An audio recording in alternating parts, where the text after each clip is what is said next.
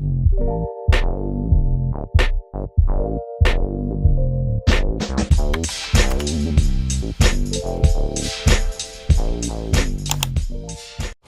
I finally made it. I'm in Amsterdam. I'm here with James Rowe, all the way here. Hello. In the Netherlands. Filming on location in a beautiful location. We're on the Amstel. Fodder's come so far that we're recording on the Amstel in Amsterdam. Unbelievable. Unbelievable. But lovely to see you. Likewise, James. It's a pleasure. It's yeah. actually a pleasure. So we wanted to talk about the match on Sunday with Everton. Yeah. And I was just checking the timeline and the game stats and everything goes in the past, and we haven't won an away game in the last 8. Yeah. I saw a tweet come by where we were, I think our form was ranked as 10th in the league for the away form, and I know people clamour for the Champions League, and I know they want the Champions League. Goodison has always been a difficult away day, always through the years. My prediction for this match is I think it's going to be a draw. Now, before we came live, or at the point of before we recorded, I said to James, I can't believe it's going to be a 1-1 because we've got Unai Emery, however, the voice of reason, knowledge. Yeah. But I'm still going to go for a 1-0 win for Everton. Yeah. 1-0 win for Everton. For Everton. Yeah, for Arsenal. I was going to say. I think there's some injury doubts apparently. I think Koscielny is a doubt. Xhaka has been a doubt as well, and I think Lucas Torreira as well. He's still suspended. Yeah. We're going to have to juggle, but you've got to remember as well, we've got a tremendous opportunity on Thursday. Thursday for me is the priority. I know people have said to me on social media as well that, it's a cup competition.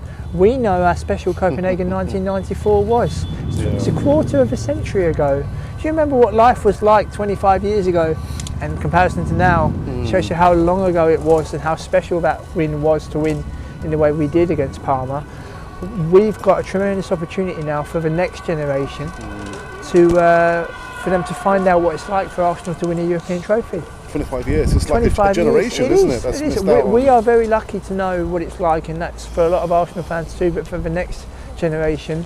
Napoli is vitally important. For me personally, Alex, it's about, I see many similarities between the match against Atletico in the semi-final at home last April and this one.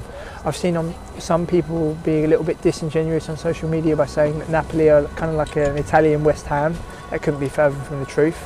And bear in mind, not only do they have very good players, but they also have a manager who's won the Champions League 3 times. Yeah. I'm delighted with Unai Emery, how Unai Emery's been doing in his debut season, but my original pick to replace Arsene Wenger was Carlo Ancelotti. So was mine. I thought. So it's going to be a really interesting game. I'm going.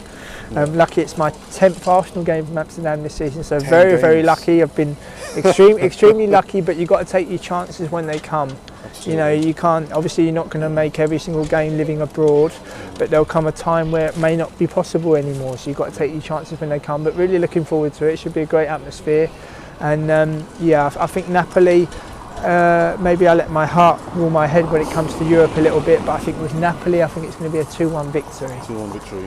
What do you think? Well, the main threat. What do you think? Maybe the threat from Napoli is going to come from? Dries Mertens. Yeah. I know of him. From from his time here in the Netherlands with FC Utrecht and PSV Eindhoven, and he is so inventive and so quick. And he had a very good World Cup as well. I know people talk about Koulibaly and Insigne and the threats they have and the good width they have as well. But they're under the tutelage of a tremendous manager. Yeah. And Napoli as well. I think they won this cup. I think it's in 1987, around about that time. And so they're going to want to win in Europe again. Naples is going to be a huge task. But we've won in Milan in the past. Oh, absolutely. We've managed to get a decent result in Turin, managed to win in Rome. Talking about our European escapades in the mid-90s, we also managed to dispatch of Sampdoria on penalties in Genoa. So we do have a good history in Europe. Yeah. However, like James says, it's been like the best part of 25 years since we had some silver in Europe. Yeah, so it's about taking the opportunity. I want us to take the opportunity with both hands. And should we take the opportunity, let's celebrate it. People say, it's just Tin Pot Cup. It's not a Tin Pot Cup. It never has been a Tin Pot Cup. And if you look at the teams that have reached the final in recent years, there's always teams that reach the final which nobody expects. Ajax here in Amsterdam not so long ago in 2017, Marseille last May. When I was last on Canon Fodder, I spoke about my prediction that Eintracht Frankfurt will reach the final, and I'm sticking to it. I think, especially with their home leg in the quarter-final at home to Benfica, I think they'll see them off. And it's a tremendous opportunity, and Emery to win a European trophy with Arsenal in his debut season, well, that would really be a fairy tale. That would really be a fairy tale. Do you think Arsenal are better prepared or equipped this time in Europa compared to last year, the disaster of Atletico Madrid? Yes, primarily because you had the let's do it for Wenger kind of swan song. When first and foremost players should be doing it for themselves. A career is short. A career is short of about 15 years. When it's all over and they look back, can they look back and say, I did enough to help Arsenal win a European trophy? That lineup in 1994 that did, they're still respected, every single one of them from 1 to 11 till this very day. Why?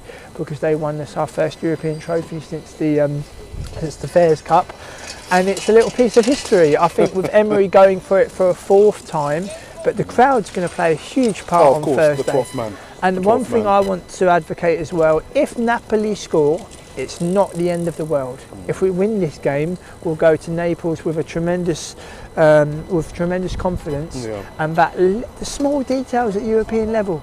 We went to Madrid last year, having drawn 1-1 in London, and we were like rabbits in headlights, where we didn't fight, where we didn't want to show we're going to Lyon to play a final. We just kind of sat back and were too timid. And we were inviting Atletico onto us with the likes of Costa and Griezmann and that kind of thing. So we've got to learn from that.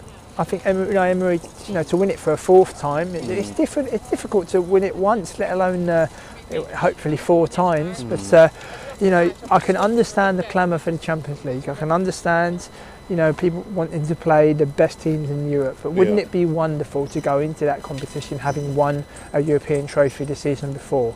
Our standing as a club would improve immensely. Overnight, it would just skyrocket. And it would give the whole club a tremendous boost, and I just really, really hope we can do it.